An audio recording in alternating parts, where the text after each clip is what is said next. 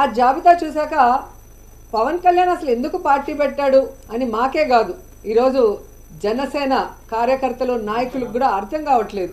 ఎందుకంటే power sharing అన్నాడు, seat sharing అన్నాడు, ఓట్ షేరింగ్ అన్నాడు, కానీ పావలా శాతం కూడా సీట్లు తెచ్చుకోలేకపోయాడు ఈ పీకే పవర్ స్టార్ అనేది. ఈరోజు ప్రజలు అంటున్నారు ఈయన పవర్ స్టార్ కాదు, పవర్ లేని స్టార్ అని.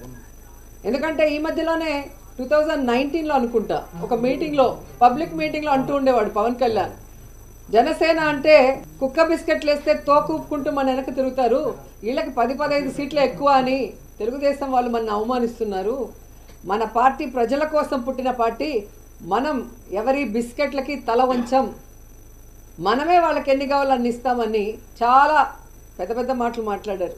మరి ఈరోజు 24 సీట్లకి కుక్క బిస్కెట్లు వేస్తే తోకూపినట్టు ఎందుకు తోకూపుకుంటూ చంద్రబాబు నాయుడుతో ప్రెస్ మీట్ పెట్టారో పవన్ కళ్యాణ్ చెప్పాల్సిన అవసరం ఉంది.